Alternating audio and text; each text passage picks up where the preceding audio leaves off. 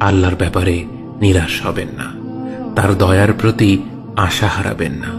যখন কোনো বান্দার জন্য দুনিয়া সংকীর্ণ হয়ে আসে, বিশেষ করে যখন আপনাকে মানুষ পরিত্যাগ করে, এবং বিশেষ করে এমন কেউ যার উপর আপনি আস্থা রাখতেন কিন্তু সে আপনাকে নিরাশ করেছে, আপনি আল্লাহর পরে তার উপরই আশা রাখতেন অথচ সে আপনাকে লাঞ্ছিত করেছে, সেই সময় জেনে রাখবেন যে আল্লাহ চাচ্ছেন আপনি তার শরণাপন্ন হন।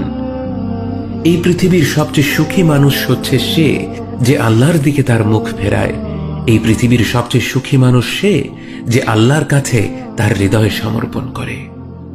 মনে রাখবেন যে আপনার একজন মালিক রয়েছেন যিনি আপনার প্রতি আপনার নিজের নফসের থেকেও দয়াবান, যিনি আপনাকে ভালোবাসেন এবং ভালোবাসেন যে আপনি তার কাছেই আশ্রয়ের জন্য ছুটে যান আর তাকেই আপনার দোয়ায় ডাকেন। জেনে রাখবেন